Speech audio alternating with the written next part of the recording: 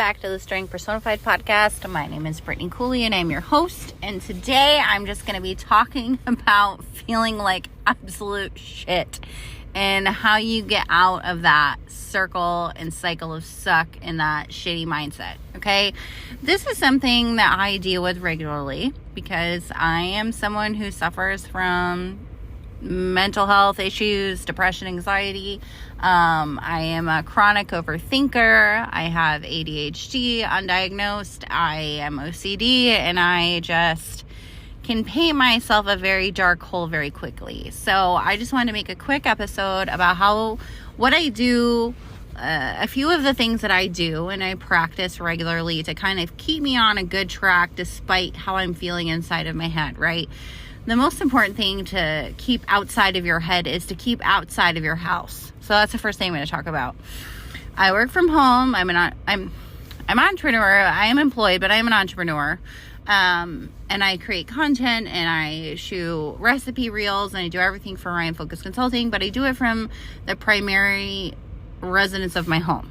And a lot of entrepreneurs suffer from this because, we're in our house all day. We don't have to get dressed. We don't have to do our hair. We don't have to put our makeup on.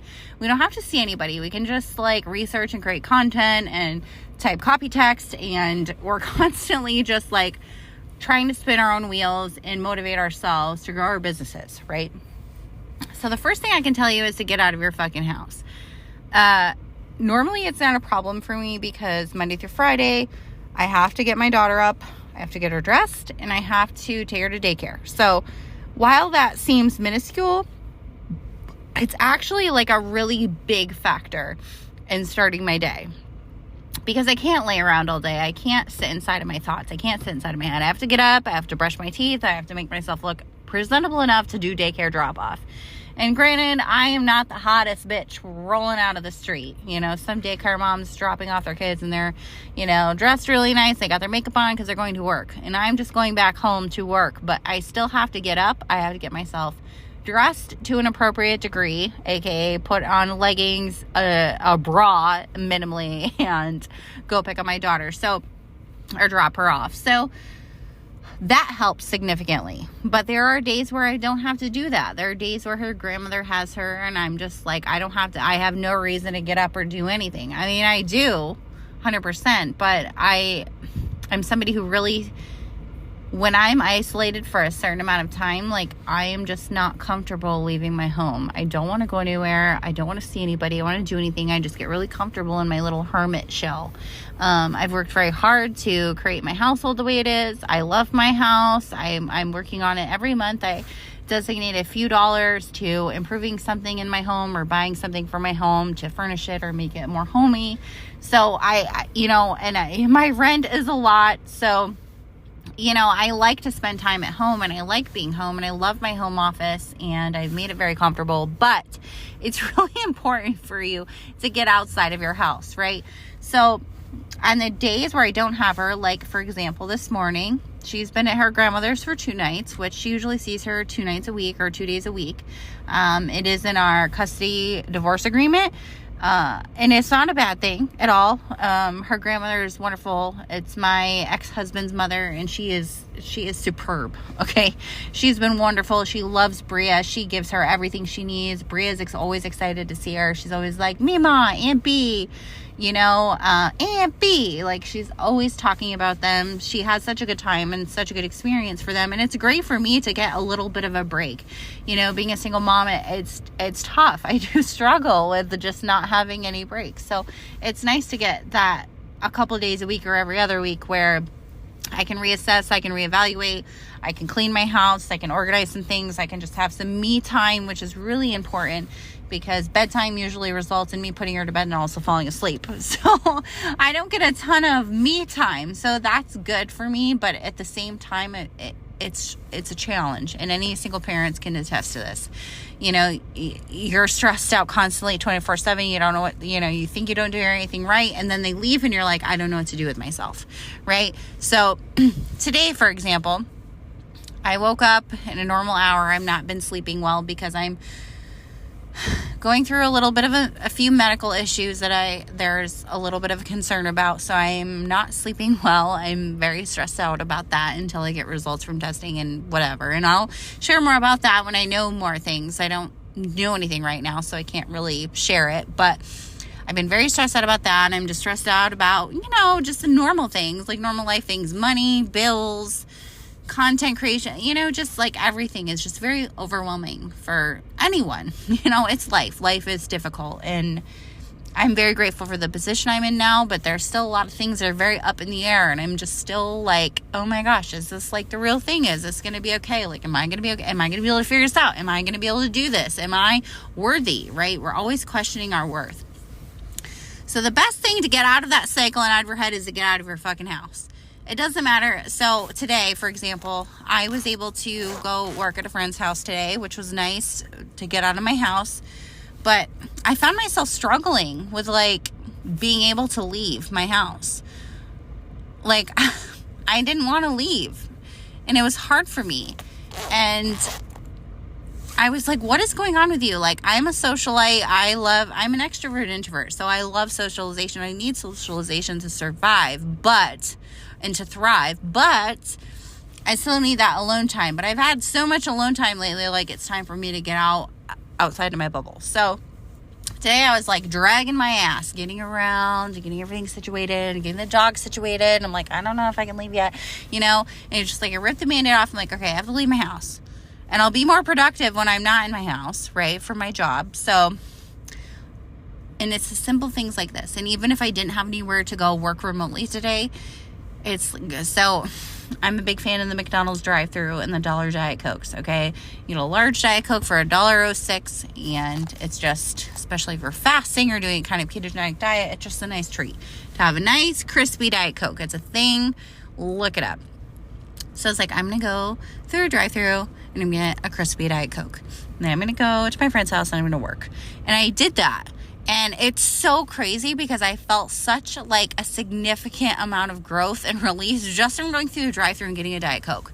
Just having that interaction with another person saying, hey, I would like a Diet Coke. Okay, $1.06. Okay, here's my money. Okay, thank you for my drink. Like just that minimal social interaction. And I know it sounds crazy, but it is huge. It is a huge thing when you are someone who struggles with isolation and depression and anxiety. So get out of your house. If you have $1.06, go through the McDonald's drive-thru and get a fucking large drink. Okay? Like, it will totally change the trajectory of your day. So then I went to my friend's house, and I was like kind of like all day. Like, for the first hour or so, I was just like, I'm not motivated. I don't feel like doing anything. Like, I don't know what I'm going to do. Like, I feel like I'm questioning everything, right? But as time went on, things got better, and I just started to feel better because I was around another human being that I trusted, that I loved, that I was able to converse with and be personal with, and know that there was nothing, like I wasn't worried about them sharing personal information. And it's so important. So now I'm in a completely different mindset, which is what kind of led me to make this podcast. So get out of your house and socialize with people, even if you don't feel like it. And it might take, and another note I want to make is like, it might take like an hour or so for you to like warm up and feel better, but you will, right? You know what you need to do. You just need to do it. My tip number 2 is to get up and take a shower and do your hair and do your makeup, even if you don't have anywhere to go, right? So I got a shower this morning. Not that I needed to, because I took a shower last night, but I'm like, I got a shower this morning. I got fresh skin. I got fresh hair. And I wasn't going to put any makeup on today. I wasn't going to do anything with myself. But I was like, no. Like, I know that I feel better when I look better. So even if you don't have anywhere to go, even if you're not leaving your home, get up, get in the fucking shower, moisturize your body, moisturize your hair, make yourself look good, make yourself feel good. The better you look, the better you feel, and it's just the truth. And this is for women. I don't know what you men go through. I've yet to crack that code, but I'm not really interested in it. But I've given up on your race, to be completely honest. But get up, do your makeup, do your hair, be a bad bitch, even if you don't feel like it, because it's kind of like a fake it till you make it thing. And I don't really love that phrase for many reasons, but for this instance, when you look better, you feel better, you operate better. when your hair is done and when your makeup's done, you embody this like bad bitch spirit. And that's kind of what I did today. So I felt better before I left my house because I'm like, oh, I look good today. We're having a good day, bitch. We're having a good day. You know that TikTok. But you know what I mean? Like, you just kind of have to go through the motions until you hit that momentum. And then you can just keep going with it. So I woke up. I felt like shit. I was doing some work. And then my friend invited me to come over and work at her house. And I was like, okay. So I got up. I got in the shower. I did my fucking hair. I did my makeup. And I was a completely different person when I walked out my door. And then I went to McDonald's. I got my Diet Coke. And then I got to her house. And I was okay. Like, for an hour or so, I was like, oh, I just want to go home and go to bed. Like, I just want to go take a nap. But then eventually I got into the groove of, you know what? No. Like, I have a lot to offer this world. Like, me sleeping is a disgrace. Like, I have a lot of things to do. And I have a lot of stuff to create. And me sleeping is not going to do anything towards those goals and dreams and all the things, all of my potential, right? So yeah, so number 1, get out of your house. Number 2, well, I guess that should have been number 1. Do your fucking hair and makeup every day. Girls, ladies, guys, anybody, get up and make yourself look good and feel good. Because the better you look, the better you feel. 100%. And I know I already did a podcast, like, on how to, like, you know, feel better, or like the 8 ways to fight depression. But this is more important for like my niche of people who really struggle day to day of getting up and doing things, and those of us who feel isolated. I know there's a lot of you here. And my third tip, and this will be my last tip, this is a short podcast. Face your problems head on. If you're worried about how much bank account, like money's in your bank account, open up your bank account, look at it right now. If you're worried about that email that is like not read yet, but you know it says something bad, open that fucking email. Because the only way you're going to dissolve that problem and make it go away, obviously, fear is false events appearing real. And we all fear things that are not real. And we create scenarios in our head. At least people like me do. I create the worst case scenario of everything. That way I'm prepared, right? I like to be prepared. I like to have a plan. So if something's going south, I have a plan of action to, you know, take it down or figure it out. But a lot of it is all bullshit. It's all made up. It's all lies in our heads. You know, our self-esteems, our alter egos are just like arguing with us, you know? Dude, just open the email, open your bank account, figure out what you need to do, and then make a plan of action to do it. And I know it's a lot easier said than done. I spent my whole life avoiding my finances, avoiding unopened emails, avoiding people that I owed money to, avoiding people, etc., right? But when you open that, you take your power back because you see it and you're like, okay, I know what I have to do, and now I'm just going to fucking do it. I'm going to make a plan. So open up your shit, make a plan, and execute on it. That is the best piece of information I can give anyone. I spent years, like half a decade, avoiding my problems with money, with people, with family, with finance, relationships, everything. And now I open those messages, I look at them and I'm like, it just dissipates. Even if it stings a little bit, it goes away because you know what you're dealing with now, and you can focus on what you can do to repair it. And that is truly the biggest lesson I've learned in the last 2 years. And I can tell you. And number 3? So this is number 4, and this is my final point. I know I said the last one was, but this is important. Own your shit. Stand in your truth. Be proud of who you are. Be authentically yourself. If people don't like it, they will go find less and be very unhappy with their lives. If you want something, go get it. If you like someone, go tell them. And if you are trying to shrink yourself inside of a box that you don't fit in, do not do that. Completely stop, abort mission right now. Because I'm telling you that when you do that, you shrink yourself a little bit and a little bit and a little bit and a little bit more. And then you turn into this little shriveled up person that you don't even know. And you don't know who you are. You look at yourself in the mirror and you can't even recognize yourself. That is not a way to live. Trust me, I've lived that a million times over.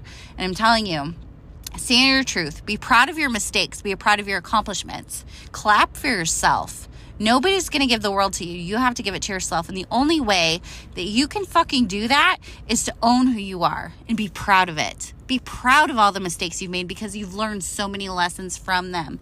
Be proud of everything you've gone through and survived, because who the fuck else could do something that extraordinary? You have to see your worth, and you have to value yourself and love yourself. Be so madly in love with yourself that it doesn't matter and you can't see anyone else. That is how you attract the best things in your life. And that is something I've practiced and learned over and over and over again the last 2 years. And I wish I had learned this practice years ago, but I did not. But now I see the light, how corny that is, but I know that I have flaws and I know I have faults. Absolutely. Everyone does. There's no such thing as perfection. But you know what? I'm a badass bitch. I'm first best. And I'm coming for everything that I want because I deserve it. And I truly believe that. For the first time, I'm almost 34 years old. I'll be 34 years old in February next month, less than a month away. And for the first time in my life, I'm just truly proud of everything that I've gone through and everything I've accomplished and survived. And I think I'm a great catch. I think anybody would be lucky to be my friend, to be lucky to have me as a partner, to be lucky to be in my presence. And it sounds conceited, but until you reach that point in your life where you're so sick of where you're sitting and you're so sick of sitting in your cycle of suck, and you have a total breakdown moment of laying on rock bottom's basement, it may take you a longer time to get there. But I'm telling you, it's not worth it. Everyone has value in this world. You have value in this world. And if I can teach you anything through this podcast, through my books, through anything I do from here on out, it's to love yourself and appreciate yourself and forgive yourself for mistakes you've made, and just work every day at being 1% better, taking no half measures. It's a thing that Orion Focus Consulting hammers in. It's the things that Jameson Reeves has taught me that I can teach you guys. It is because of him that I'm able to do all of this. And I'm so grateful every day, but I also don't discredit the work that I've put in, because he could easily sit on a podium and teach all these things and tell me what to do, but I couldn't do them. I could have easily been like, fuck you. And I did a few times. But when I started to listen, I started to take instruction, and I started to really look in at my own problems, I finally made the breakthrough of wow, you know what? Maybe I'm not great, but but I am great. I stopped arguing with myself. I stopped not accepting compliments. I stopped worrying about what everyone was thinking about me and just doing my thing and being myself. And if you follow me, I hope that that's what you get from all my content. Thank you so much for joining me today. If you like this episode or you like my podcast, please rate it 5 stars on wherever you're listening. And I will see you weekly from here on out. Every Tuesday, I'll be dropping a new episode. Stay tuned for next week's episode. I will see you guys later. I love you so much. Bye-bye.